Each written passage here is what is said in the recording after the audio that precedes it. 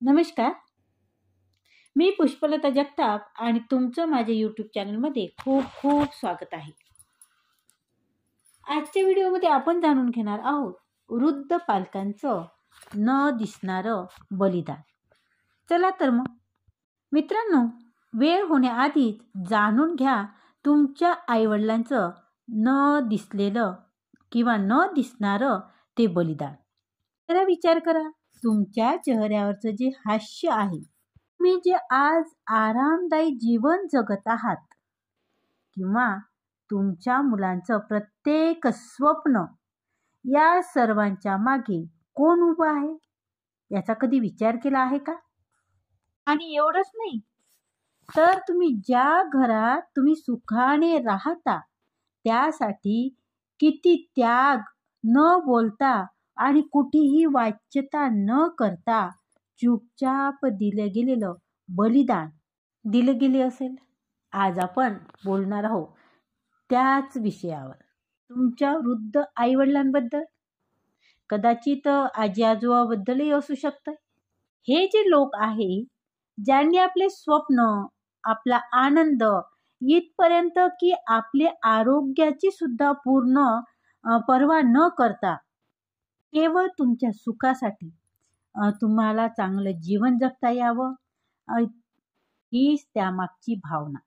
त्यांनी नेहमीच तुम्हाला आधार दिला, परंतु तुम्ही कधी त्यांच्या थकावट किंवा त्यांचा आज थकलेला चेहरा किंवा त्यांच्या थकावटीबद्दल तुम्ही जाणून घेतला आहे का? मी कधी त्यांना विचारलं आहे का की तुम्ही कसे आहात? तर हेच या व्हिडिओचं सत्य आहे. आज मी त्या कधीही न बोलल्या गेले आणि कोणाकडेही वाच्यता न केल्या गेलेल्या गोष्टींबद्दल बोलणार आहे. ते वृद्ध पालक आपले पेन्शन, आपला आराम, आपले मित्र इथपर्यंत की आपल्या जीवनातील इच्छा सुद्धा त्यांनी तुमच्यासाठी त्यागल्या आहे. फक्त आणि फक्त कशासाठी? तर कुटुंबासाठी. आपलं कुटुंब हे सुखी राहावं, कारण की माझं कुटुंब सुखात राहावं, माझ्या कुटुंबाला शांतीमय जीवन त्यांना जगता यावं, ह्या कुटुंबाचा विचार त्यांनी केलेला आहे. मग असा विचार येतो की तुम्ही तुमच्या घरातील म्हाताऱ्या व्यक्तींना ते प्रेम, तो सन्मान देता का?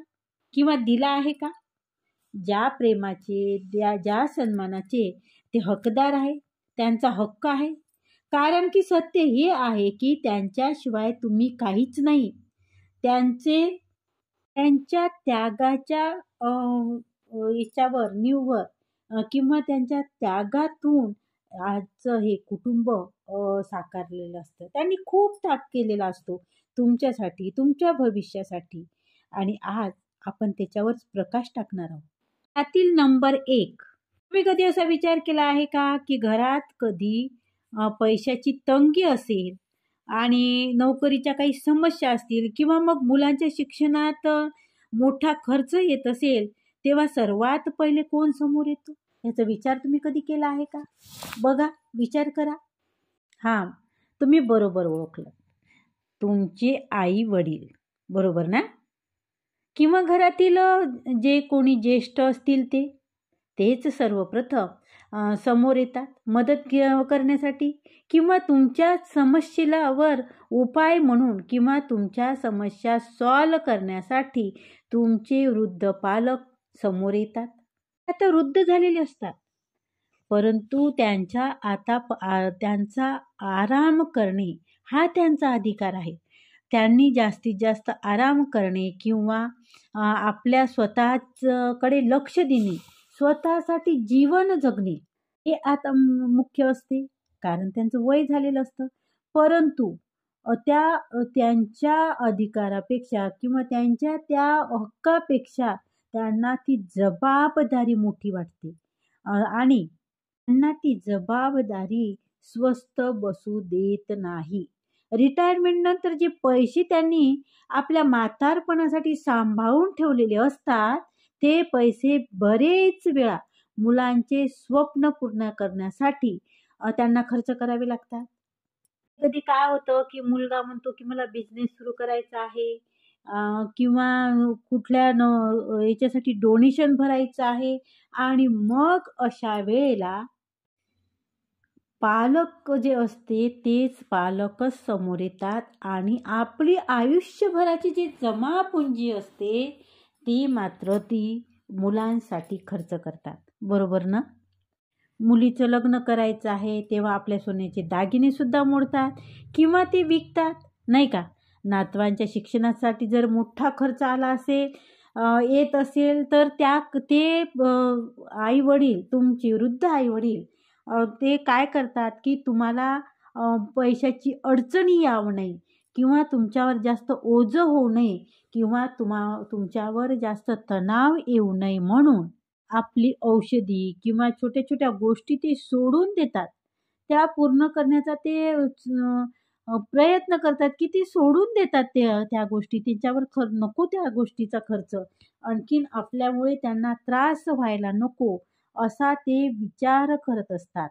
बघा, सर्वात मोठी गोष्ट काय आहे माहीत आहे का?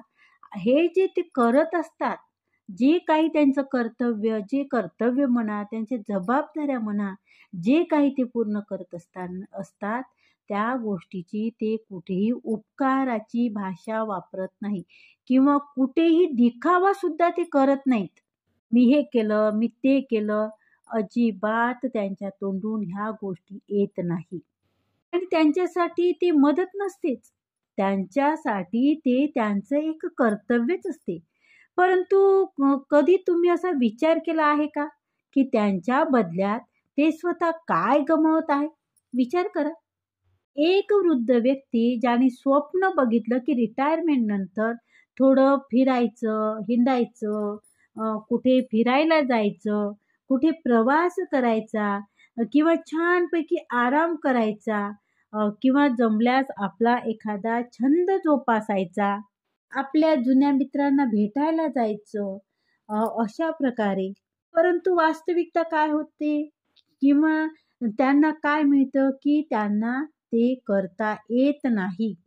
ते सगळे स्वप्न मागे पडतात. कारण की मुलांना आधार देण्याची जबाबदारी त्यांना सर्वात महत्त्वाची वाटते. आजकाल मुलांवर खर्च कमी नाही होत. त्यांचं महागडं शिक्षण आहे. बघा, तुमची जी मुलं आता शाळेत शिकत आहेत, तुमच्या शिक्षणाचा खर्च कमी होता. परंतु आज जी तुमची मुलं शिकत आहे, आज जी तुमची मुलं छोटी-छोटी मुलं शिक्षण घेत आहे, तर त्यांच्या शिक्षणाचा खर्च खूप मोठ्या प्रमाणावर असतो. असतो की नाही? हे महागडं शिक्षण आहे, घराचं लोन असते, गाडीचा खर्च असतो, कुठे जाणं येणं म्हटलं की गाडीचा खर्च असतो, घराच्या लोनचे हप्ते असतात, त्याचबरोबर दैनंदिन गरजा. जेव्हा मुलं ह्या सर्वात अडकलेले तुमच्या वृद्ध आई-वडिलांना दिसतात, तेव्हा तुमचे आई-वडील तुमची सुरक्षा कवच बनतात. हो की नाही? बरोबर ना? मग तुम्ही त्यांनी न बोलता त्यांच्यावर त्या जबाबदाऱ्या तुम्ही सोपवून देत असतात. मग ते बँकेतले पैसे काढून आणणं असो, पेन्शन असो, तुमच्याकडे ती सोपवून देतात ते, की काही असो, सोनं असो किंवा कुठलीही गोष्ट, जमीन असो त्यांची, गावाकडचं छोटंसं घरही असू शकते. अशा पद्धतीने त्यांच्या अनुभवातून ते सर्व काही आपल्या कुटुंबासाठी खर्च करतात किंवा सगळं काही कुटुंबासाठी ते अर्पण करतात. आणि दुःखाची गोष्ट काय आहे माहीत आहे का? दुःखाची गोष्ट ही आहे, हे सर्व करत असताना ते कितीदा तरी आतून तुटत असतात. कितीदा तरी आतून ते तुटलेले असतात. आतल्या आत ते रडत असतात. कारण की जे पैसे त्यांनी त्यांच्या म्हातारपणांसाठी ठेवलेले असतात, औषधोपचारासाठी, आरामासाठी किंवा शांततेनं जीवन जगायचं त्यांना असतं, शांततेनं जीवन जगण्यासाठी त्यांचं. आणि मग अशा वेळेला ते सर्व कुटुंबाच्या गरजेसाठी खर्च होतं आणि ते चुपचाप काहीही तक्रार न करता. आणि हेच कारण आहे की जे वृद्धांना कुटुंबाच्या लपलेला आधार असं म्हणतात. वृद्ध व्यक्तींना किंवा वृद्ध पालकांना कुटुंबाचा लपलेला आधार असं सुद्धा म्हणतात. हे कुटुंबासाठी ते भिंतीसारखे असतात बघा. जर कुटुंबासाठी ते भिंतीसारखे उभे राहिलेले असतात, मग कितीही मोठं संकट येऊ, कितीही मोठं वादळ येऊ, कितीही मोठं संकट आलं तरी ते त्या संकटाला चुपचाप उभे राहून आपल्या कुटुंबाची एक प्रकारची ढाल ते बनत असतात. आपल्या कुटुंबाला ते वाचवतात, परंतु भिंतीलाही तडे जात आहे हे मात्र कोणालाच दिसत नाही. बघा, ते कुटुंबासाठी एक भिंत बनलेली आहे की जेणेकरून आपलं कुटुंब तुटू नये, परंतु त्या भिंतीला जे तडे पडलेले आहे त्या तड्यांकडे मात्र कोणाचंही लक्ष जात नाही. तडे म्हणजे इथे कुठला अर्थ आहे की ते जे वृद्ध पालक आहे ते जेव्हा आतून तुटलेले असतात, दुखावलेले असतात, तेव्हा मात्र त्यांच्याकडे कोणाचंही लक्ष नसतं. तर मित्रांनो, जरा विचार करा की तुम्ही कधी तुमच्या घरच्या म्हाताऱ्या व्यक्तींचे किंवा आईवडिलांचे आभार मानले आहे का? त्यांच्यासाठी 2 शब्द थांबून बोलले आहे का तुम्ही? आभार मानले आहे का? कधी तुम्ही त्यांच्या त्यागाला ओळखण्याचा प्रयत्न केला आहे का? आणि जर नाही तर कदाचित आता ही वेळ आहे. त्यांची ही चुपचाप केलेली मदत, त्यांनी जी चुपचाप केलेला त्याग आहे, त्यासाठी एकदा तुम्ही आभार जरूर माना. कारण ही मदत तुमच्यासाठी किती अनमोल आहे, हो की नाही? तर आता बघूयात नंबर 2. तुम्ही नेहमीच आईवडिलांना हे बोलताना ऐकलं असेल की आम्ही ठीक आहोत, काळजी करू नको. आमची अजिबात काळजी करू नको. आम्ही मस्त आहोत, ठीक आहोत, आनंदी आहोत. ऐकलं का तुम्ही? आम्हाला कोणाचीच गरज नाही.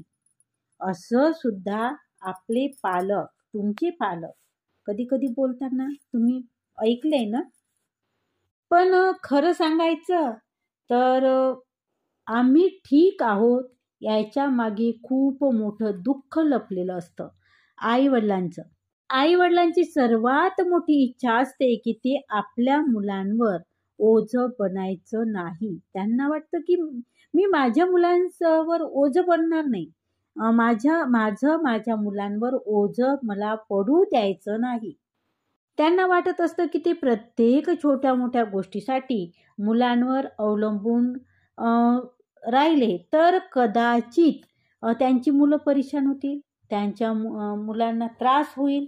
या विचारामुळे ते त्यांच्या खऱ्या अडचणी सुद्धा दाबतात किंवा दाखवत नाही, लपवतात.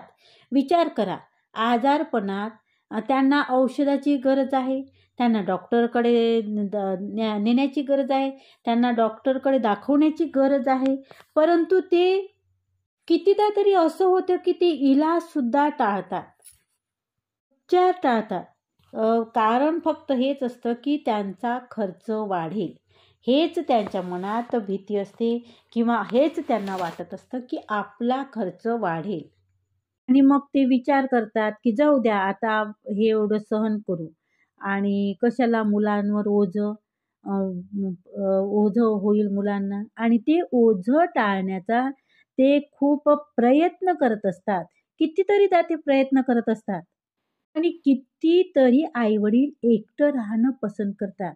मग त्यांची प्रकृती कितीही खराब का असेना, त्यांची प्रकृती किती का खालावलेली असेना, आणि मग त्यांना असं वाटायला लागतं की जर मी माझ्या मुलांजवळ राहिलं तर कदाचित माझं स्वातंत्र्य हिरावलं जाईल किंवा नंतर मुलं त्यांना आपली जबाबदारी समजायला लागतील की हे माझ्यासाठी एक ओझं आहे, मलाच सांभाळावं लागतं, असंही मुलांना वाटू शकतं. आणि मग त्यासाठी ते काय करतात की आपल्या छोट्याशा घरात ते एकटे राहतात. दुःखी आणि एकटेपणा हाच त्यांच्या सोबतीला राहतो. बाहेरून तरी ते म्हणतात की आम्ही खुश आहोत, आम्ही खूप चांगले आहोत, परंतु आतून ते मात्र तुटलेले असतात. हीच त्यांच्या आत्मनिर्भरतेची कदाचित किंमत असेल. त्यांना वाटतं की मुलांवर ओझं व्हायला नको आणि कितीदा तरी त्यांच्या आरोग्य हे त्यांचा आनंद हिरावून घेत असतात. कारण कधी-कधी काय होतं, की आरोग्य ठीक नसल्यामुळे, काही दुखत असल्यामुळे मग ते त्यांचं आनंद जे आहे, त्यांचं जे जगणं आहे, ते मात्र दुःखमय होतं. आणि मग मला सांगा, की एकट्याने दुःख झेलणं म्हणजे आत्मनिर्भरता आहे का? तर मित्रांनो, तुम्हाला हे समजून घ्यावं लागेल, की आत्मनिर्भर राहणे चांगली गोष्ट आहे. परंतु जेव्हा गोष्ट आरोग्याची आणि तुमच्या गरजांची असते, तेव्हा कुटुंबाचा आधार घेणे हे समजदारी आहे बरं. आणि मुलांनी सुद्धा त्यांच्या आई-वडिलांना हा भरोसा द्यावा किंवा त्यांना विश्वास द्यावा लागेल, की तुम्ही आमच्यावर ओझं नाहीये. तुम्ही तर सगळ्यात मोठी आमची ताकद आहात आणि त्यामुळे तुम्ही आमच्यावर ओझं नाही, तर आमचं ते कर्तव्य आहे आणि तुम्ही असणं हे आमच्यासाठी खूप मोलाची गोष्ट आहे. तुम्ही आमची ताकद आहात, असं त्यांना आई-वडिलांना त्यांनी एक विश्वास द्यायला हवा. आता बघूया नंबर 3.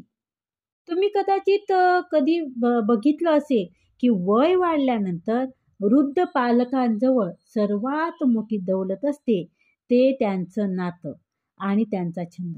परंतु कुटुंबासाठी तेच सर्वात आधी त्यांना समर्पित करावं लागतं. कितीतरी वृद्ध पालक मग आई असो किंवा आजी असो ज्यांचं वय आता आराम करण्याचं आहे, तर बघा त्यांचं वय आता झालेलं आहे, त्यांचं वय आता आराम करण्याचं आहे. कदाचित मित्र-मैत्रिणींसोबत किंवा समवयस्कासोबत बसून बोलण्याचं आहे, गोष्टी करण्याचं आहे किंवा त्यांचं राहिलेले छंद पूर्ण करण्याचं आहे. परंतु वास्तविकता ही आहे, की त्यांना ते करता येत नाही. एका स्त्रीला, वृद्ध स्त्रीला, ती आई असू शकते, ती आजी असू शकते आणि मग त्यांच्याकडे जबाबदारी येते ते नातू सांभाळण्याची.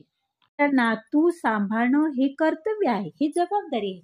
हे गोष्ट जरी खरी असली तरी मग जर त्या घरातली जर सून त्यांची नोकरी करत असेल, तर मग सगळी घराची जबाबदारी त्या वृद्ध स्त्रीवर पडते. जेवण बनवणे, घर सांभाळणे किंवा घरातील सगळ्यांचंच मग हवं नको ते बघणं त्या स्त्रीवर जबाबदारी पडते. कितीतरीदा वृद्ध पालक जेव्हा ते पुरुष असतात, त्यांना सकाळी वॉकला जायचं असते, वॉक करायचा असतो, न्यूजपेपर वाचायचं असते, चहा घ्यायचा असतो, चहा घेत-घेत न्यूजपेपर वाचायचा असतो. परंतु काय होतं, की त्यांना मुलांच्या कामात राहावं लागतं. कधी शाळेत मुलांना सोडून सोडून देणे, कधी बँकेत जाणे, कधी बाजारातून भाजी आणणे, ही कामे ती करताना आपल्याला दिसतात. विचार करा, की मग हे वय आहे, जेव्हा माणसाला आपलं स्वतःचं जीवन जगायला पाहिजे, स्वतःसाठी जगायला पाहिजे. परंतु आपले वृद्ध पालक हा आनंद सोडून ते त्यांच्या मुलाच्या कुटुंबाच्या सुविधेसाठी आपलं सर्व काही देतात. कितीदा तरी त्यांना त्यांची जागा सोडावी लागते, त्यांचा मोहल्ला सोडावा लागतो, त्यांचे जुने जे मित्र होते, ते सुद्धा त्यांना सोडावे लागतात. कारण काय असतं, की मुलाची ट्रान्सफर झाली आहे, नोकरी दुसरीकडे आहे, दुसऱ्या शहरात आहे आणि तेव्हा वृद्ध पालक सुद्धा मजबुरीने तिथे जातात. आणि मग अशा वेळेला काय होतं, की त्यांचे जे जुने मित्र आहे, शेजारी आहे, त्यांचा मोहल्ला आहे, सगळं काही सुटतो आणि नवीन जागेवर त्यांना ते आपुलकी मिळत नाही त्या ठिकाणी आणि मग हळू-हळू ते एकटे पडतात. आणि सर्वात मोठं दुःख तेव्हा होतं, की जेव्हा ते कुटुंबाची परेशानी समोरून बघतात. मुलांच्या नोकरीचा तणाव, सुनेचं काम करून थकणं, तिचाही जॉब असतो, तीही काम करून थकलेली असते. नातवांचं अभ्यासाखाली म्हणजे अभ्यास करणं, त्या अभ्यासाच्या ओझ्याखाली दबणं, हे सर्व ते चुपचाप बघत असतात, परंतु ते मोकळं कधी बोलू शकत नाही. कारण त्यांच्या मनात एक भीती असते, की त्यांच्या बोलण्याने मुले भावनिकदृष्ट्या दुखावल्या जातील आणि मग चुपचाप सर्व पाहून ते सहन करत असतात. आणि याप्रमाणे हे वृद्ध पालक त्यांचं जे सामाजिक जे जीवन आहे, जे नातं आहे, ते सुद्धा ते आपल्या मुलाच्या कुटुंबासाठी ते पणाला लावतात. ते यासाठी लावतात, की कदाचित कुटुंबाचं भविष्य अधिक चांगलं होऊ शकेल. बरेचदा काय होतं, की मुलं असं विचार करतात, की हे तर त्यांचं कर्तव्यच आहे. पण खरं काय आहे सांगू का? हे कर्तव्य नाही, तर हे त्यांची खूप मोठी त्यांनी किंमत आहे त्यांची ही. जे आपलं सुख, आपुलकी सोडून ते चुकवत आहेत. मित्रांनो, तुम्हाला हे सुद्धा समजून घ्यावं लागेल, की वृद्ध आई-वडील फक्त कुटुंबाचा आधारच नाही, तर ते त्यांच्या आनंदाचा अधिकारी सुद्धा आहे. हक्क हक्क आहे. हकदार सुद्धा आहे त्यांच्या आनंदाचा. मग तुम्ही काय करायला पाहिजे? तर तुम्ही त्यांच्या त्यागाला ओळखायला पाहिजे आणि तुम्ही त्यांना वेळ देणे, आपुलकीने बोलणे हे सुद्धा तुम्ही करायला पाहिजे. ज्याचे ते अधिकार आहे, त्यांचा हक्क आहे. आता बघूया नंबर 4. तुम्हाला माहीत आहे का, की प्रत्येक घरात अशी कहाणी लपलेली आहे, ज्यांच्याबद्दल कदाचित कोणी मोकळं बोलत नाही किंवा मोकळं बोलल्या जात नाही. आणि ही ती कहाणी आहे जिथे वृद्ध पालक आपले जीवनातील सर्वात मोठं स्वप्न, इच्छा, गरजा सोडून कुटुंबासाठी त्याग केलेला असतो त्यांनी. कधी कुणी कुठल्या प्रकारचा त्याग केलेला असतो, कधी कुठल्या प्रकारचा. बघा, एखाद्या आईने सोन्याची चैन, बांगड्या विकल्या असते. कारण काय असतं, की मुलाचा बिझनेस उभा करायचा आहे. नाही का? मुलाचा बिझनेस उभा करण्यासाठी एखाद्या आईने आपलं सोनं गहाण ठेवलं असते किंवा आपल्या सोन्याच्या बांगड्या किंवा दागिने त्यांनी गहाण ठेवलेले असते. त्याचप्रमाणे एखाद्या वडिलांनी आपल्या रिटायरमेंटचे पैसे मुलीच्या लग्नासाठी किंवा शिक्षणासाठी खर्च केले आहे किंवा कधी जमीनसुद्धा गहाण ठेवली असेल आणि कधी आपल्या मुलाच्या नातवाच्या त्याग मग कोणाहीसाठी असेल, मुलासाठी असेल, नातवासाठी असेल, मुलीसाठी असेल, कोणाहीसाठी त्याग असो.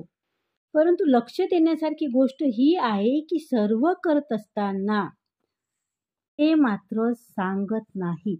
कुठेही वाच्यता करत नाही, की मी हे केलं, मी ते केलं, असं कधीही ते सांगत नाहीत. किंवा आम्ही तुमच्यावर उपकार केले हे सुद्धा ते कधीच जतवत नाही तुम्हाला. चुपचाप करत असतात. ना दिखावा, ना कोणती तक्रार. बस त्यांच्यासाठी कुटुंबाला सांभाळणे ही सर्वात मोठी आनंदाची गोष्ट असते. मग ते त्यांच्यासाठी त्यांनी आपल्या जीवनातील सारं सुख, सुविधा त्यांना सोडावी लागेना. त्यांना सोडायचं काम जरी पडलं तरी ते सगळं आनंदानं करत असतात. आणि सगळ्यात मोठी गोष्ट म्हणजे काय आहे सांगू का? आपल्या समाजात वृद्धांवर न बोलता एक अपेक्षा ठेवली जाते, की ते कुटुंबासाठी नेहमी उभे राहतील. ही एक अपेक्षा आहे. आणि ही एवढी दृढ असते, की कितीदा तरी मुलं अजाणतेपणी मानायला लागतात, की हे तर बाबाच सांभाळतील किंवा मग हे तर आईच सांभाळून घेईल. आणि वृद्ध पालक सुद्धा जबाबदारी समजून चुपचाप ते करत असतात. परंतु तुम्ही कधी विचार केला आहे का, की या त्यागाचा त्यांच्यावर काय फरक पडतो? काय परिणाम होतो?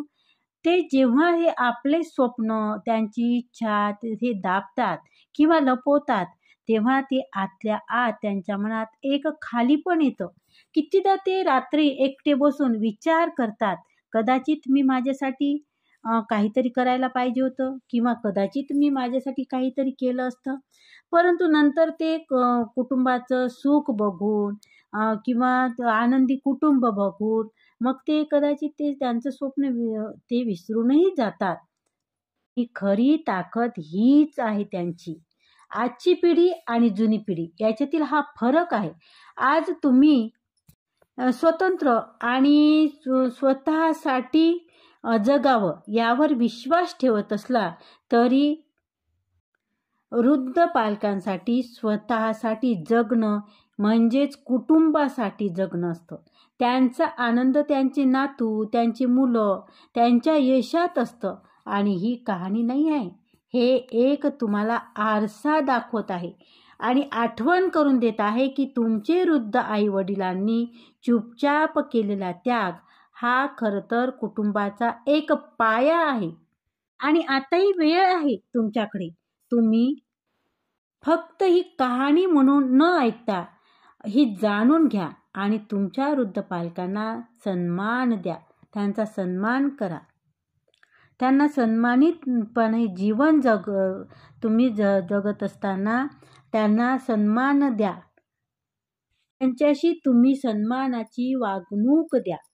तर आता बघू आपण नंबर 5. हे एक कटू सत्य आहे की वृद्ध पालकांचा त्याग नेहमीच तुम्हाला दिसतच नाही, कारण की ते कधी बोलतच नाही आणि त्यांच्या ते हिशोबातही नसतं.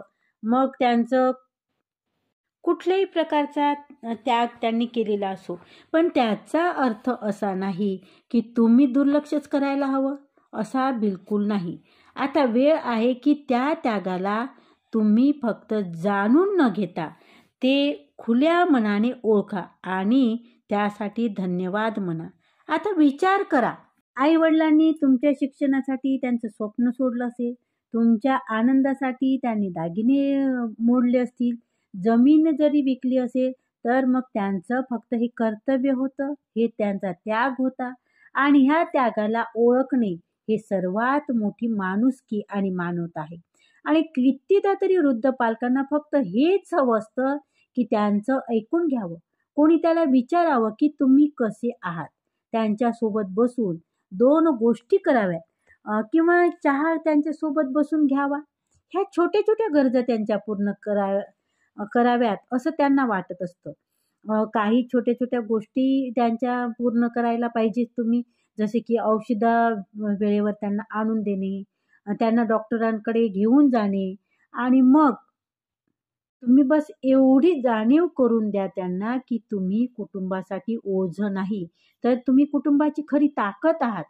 आणि बरेचदा असा विचार करता की वृद्ध पालकांना फक्त पैसे आणि औषध त्यांच्या गरजा असतील, परंतु सत्य हे आहे की बरेच जणांना काय वाटतं की त्यांना काय हवं आहे, आता त्यांना काय द्यायचं आहे, त्यांचं औषध आणून दिले बरोबर आणि त्यांना पैसे दिले थोडेफार की झालं, आपली जबाबदारी संपली.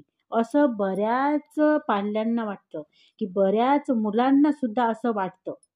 परंतु सत्य काय आहे माहीत आहे का, की त्यांना गरज, सगळ्यात जास्त गरज ही सन्मानाची आहे. त्यांना गरज आहे तुमच्या आपुलकीची आहे. जर तुम्ही वेळेसोबत त्यांना सन्मान द्याल, इज्जत द्याल, प्रेम द्याल, तर त्यानंतर तुम्हाला त्या कुठल्याही पश्चाताप तुम्हाला करावा लागणार नाही, नाही का? सर्वांच्याच घरात आता बहुतेक बऱ्याच जणांच्या घरात वृद्ध आई वडील आहेत आणि ज्यांनी न बोलता, काहीही न बोलता सर्व सहन केलं. आता तुमची जबाबदारी आहे की तुम्ही त्यांच्या सोबत बोला, त्यांच्या भावना समजून घ्या आणि त्यांच्या मनावरील एक ओझं हलकं करा. हे नका विचार करू की जेव्हा ते मागतील तेव्हा मी देईल, नाही, हा विचार करायचा नाही. तर तुम्ही हे समजून घेतलं पाहिजे की त्यांना प्रेम, त्यांना वेळ आणि त्यांना आधार न मागता तुम्ही त्यांना द्यायला पाहिजे, त्यांना समजून घ्यायला पाहिजे. तर मित्रांनो, जर तुम्ही तुमच्या घरातल्या वृद्ध पालकांना बघत असाल किंवा तुम्ही त्यांच्याकडे पाहत असाल आणि बघा त्यांच्या कपाळावर जे निशाण दिसते, जे त्यांच्या कपाळावर झुर्या आलेल्या आहे, जरूर बघा. त्या झुर्या फक्त वयाची निशाणी नाही बरं, तर ते त्यांच्या त्यागाची, त्यांच्या संघर्षाची, त्यांच्या समर्पणाची ती साक्ष आहे. तर आजपासून एक वचन घ्या की तुम्ही तुमच्या घरातील वृद्ध पालकांना फक्त प्रेमाचे नाही तर इज्जत आणि ओळख द्या. कारण की त्यांच्याशिवाय तुमची आजचं जग, तुमचा आनंद आणि तुमची ओळख अपूर्ण आहे.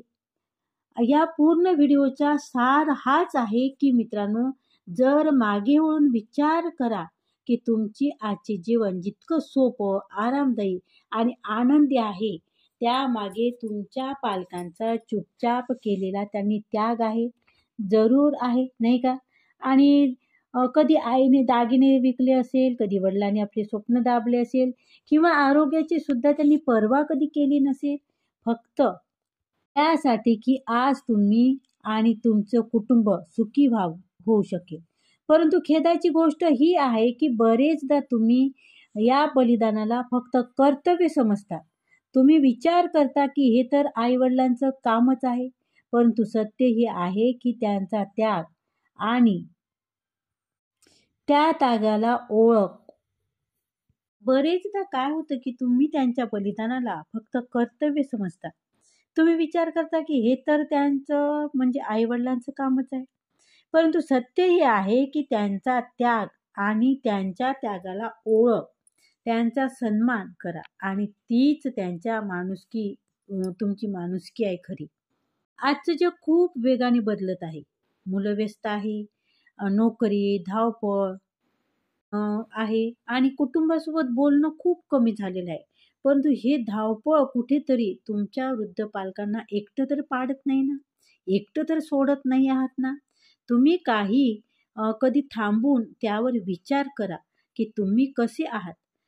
त्यांना विचारा, तुम्ही पालकांना तुम्ही त्यांचा हात पकडून म्हटलं आहे का कधी की तुम्ही आमच्यासाठी खूप महत्त्वाचे आहे. मग आता वेळ आली आहे की तुम्ही त्यांच्या त्यागाचा फक्त फायदा न घेता तर त्यांचा ओझही वाटून म्हणजेच तुम्ही त्यांच्या त्यागाचा फक्त फायदा घेऊ नका तर त्यांचं ओझही वाटून घ्या. त्यांनाही जाणीव करून द्या की ते तुमच्यासाठी ओझं नाही आहे तर तुमची खरी ती दौलत आहे. त्यांचं बोलणं ऐकून घ्या, त्यांना वेळ द्या, त्यांची छोट्या गरजा तुम्ही पूर्ण करा आणि सर्वात मोठी गोष्ट त्यांना सन्मान द्या. जर तुम्ही एक जबाबदार पाल्य असाल तर वृद्ध पालकांचं प्रेम आणि बलिदान सर्वात किमती आहे आणि आजपासून त्यांना भेटा, त्यांना धन्यवाद म्हणा. तर धन्यवाद. आजचा हा व्हिडिओ कसा वाटला ते कमेंटद्वारे नक्की कळवा. तसेच व्हिडिओला लाईक करा, व्हिडिओ शेअर करा, कमेंट मात्र जरूर करा आणि त्याचबरोबर तुम्ही जर चॅनलवर नवीन असाल तर चॅनलला सबस्क्राईब जरूर करा. धन्यवाद. खूप खूप धन्यवाद.